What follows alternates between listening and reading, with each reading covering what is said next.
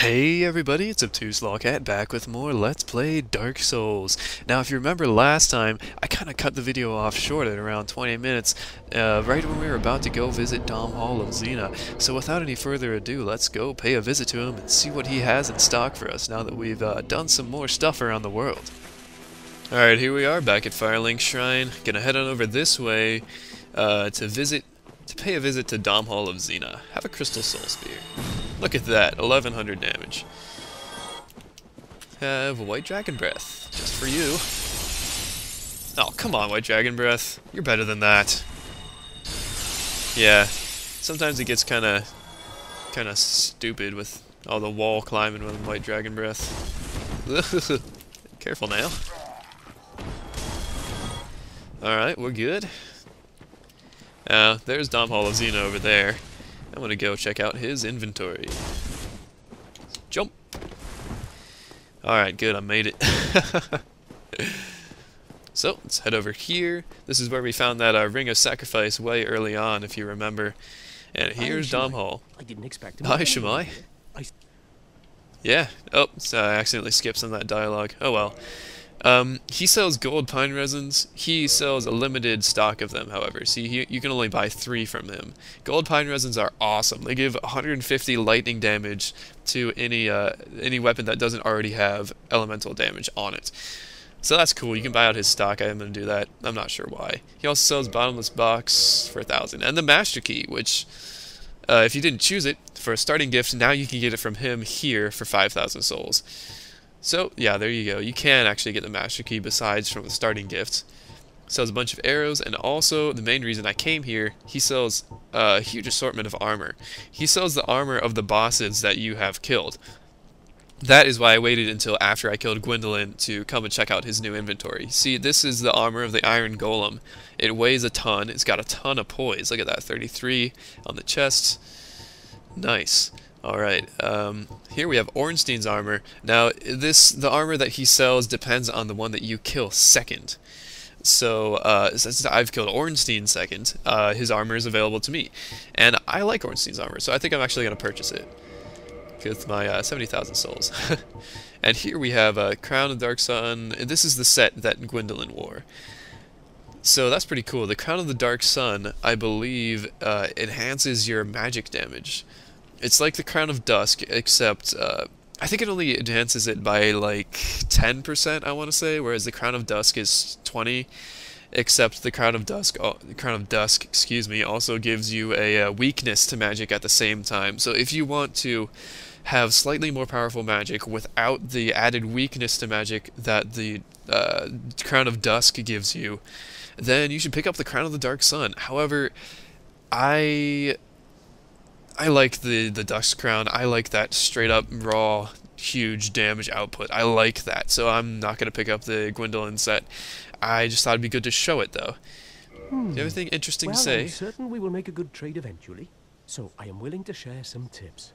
If you see kindling in the catacombs, use divine yeah, weapons. Domnhall, I've already been there. Reassembling skeletons. That's some good advice though if you're a new player. Thank you. That was a fine trade. That was a fine trade. I feeling we'll meet again soon. And we'll have a fine trade, of course. Oh, I love Domnhall. Sometimes he just never seems to stop talking, though. Whatever, I still love him. Now what I'm going to do is actually... You remember last time I talked to Shiva, and I joined the Forest Covenant, I talked to Shiva, and I said, if you stay in the Forest Covenant, you can go and talk to Shiva again in Blighttown, and you can get some really cool stuff from him, and he sets up shop, and you get a cool ring from his ninja bodyguard. Well, and then after that, I abandoned the Forest Hunter Covenant.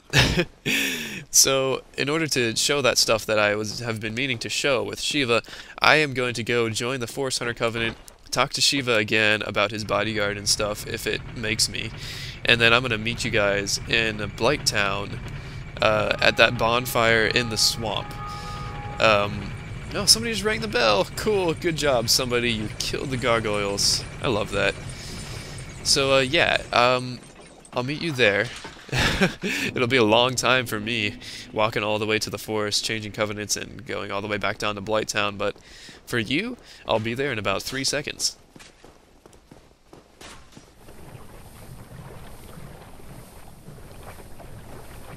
The dropped frames.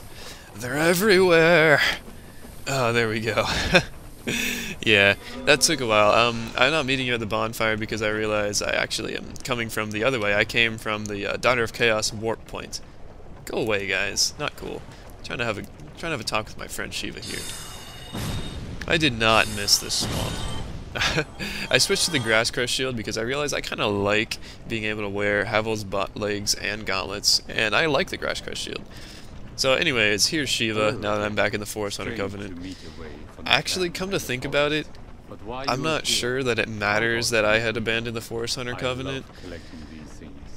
I really have no idea, but I went ahead and I rejoined it anyways. You are a friend. I'll sell them cheap. Alright, cool. He teaches you the Look Skyward gesture, which is basically a facepalm. It's kind of funny. He also sells some really interesting weapons, such as the washing pole. It's like the Uchigatana, but much longer, but it also weighs more, and as you can see, it's only got 60 durability, so it breaks real fast. Sells Demon Great Axe. If you didn't get one, I got one. Claws are really cool, except really hard to use. I've actually seen some semi-effective PvP builds that use dual claws, which is really interesting. But yeah, so that's the stuff he sells. Sells another Showtail if you want it. Yeah, so that's really cool stuff. He also sells the East Woodgrain Ring, which slows your weapon durability loss, which is good for katana users such as myself, or if you use the washing pole especially, because that thing's only got 60 durability. But it's kind of a waste of a ring slot as for me, because for some reason, even though I only got 10 fingers, I can only wear 2 rings. I don't know. I guess they're pretty big rings, but yeah. So that's that. I'm not actually interested in anything in his shop. I don't think. What I am interested in, however, is what his bodyguard has, who's over here. And he says, of course, ellipsis. What else would he say? He's a bodyguard. He's wearing the Ring of Fog, but he has the Dark Woodgrain Ring, which I want. That is a cool ring. So actually what I'm going to do, this will betray the Covenant. Not that I care, Forest Hunter Covenant, whatever. I can do without him as a sorcerer. So, I'm going to go ahead and kill him. Yep. And, did Shiva even notice? Oh, he noticed. He noticed.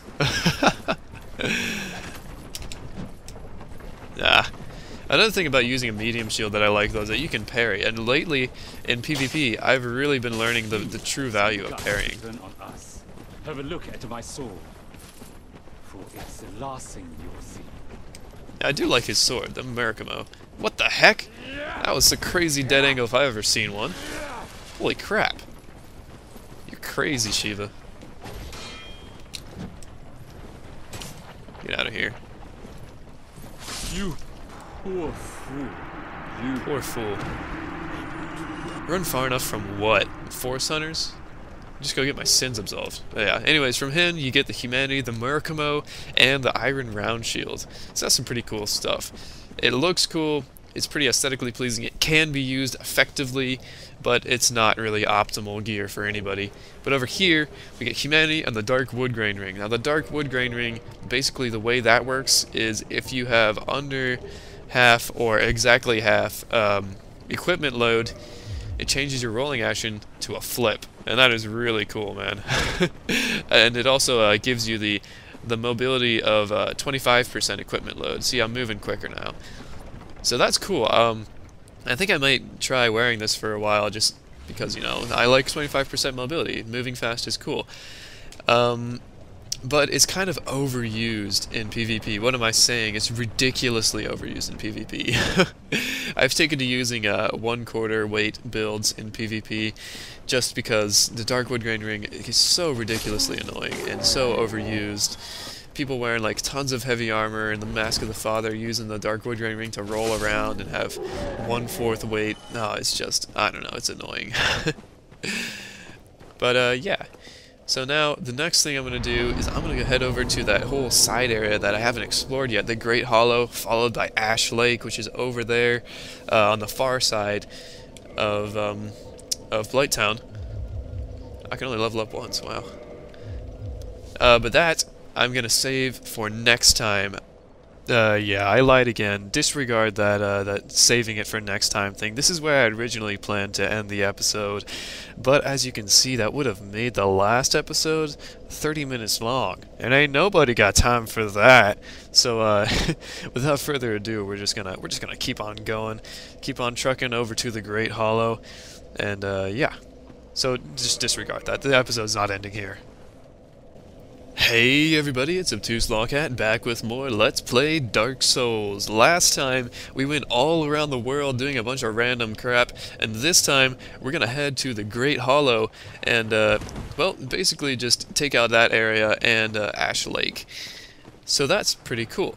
I'm excited. I am not a fan of the Great Hollow. However, Ash Lake is one of my favorite areas in the game simply because of how it looks and the lore behind it. Oh man, it's just great. I love Ash Lake. So yeah, I've decided that as far as the Great Hollow goes, I'm not going to be too worried about doing everything in there, because if you worry about doing everything in there, you're going to have to spend a really long time in there, and you're probably going to experience a lot of deaths, a lot of anger, you know, a lot of maybe possibly being cursed. So I'm just going to go through the Great Hollow like I normally do. Now, in order to get there, you're going to want to head over through the swamp, like I just did, up this this massive tree trunk. Whoa, where's my frame rate going? Holy crap. Yeah. And it looks like a dead end with a nice plank shield for you, but it's not. This, actually, is an illusory wall over there. You give it a kick, it's gone. This... it's not a mimic, is it? No, it's not.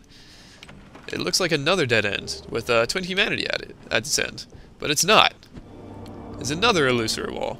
That's crazy. The first time I found out about that, it very near blew my mind. But yeah, after you come through here, you can find a whole nother area behind two illusory walls. It's just crazy, man. This is the Great Hollow, and it's one of those great huge trees that I've shown from where we killed Paladin Leroy in the Tomb of the Giants. Remember those massive trees? This is one of them. Basically, we got to get down to the base of this tree in order to get to Ash Lake, which is really, really cool. It's the base of the world. Oh man, it's just awesome. But why did I just get souls? Okay.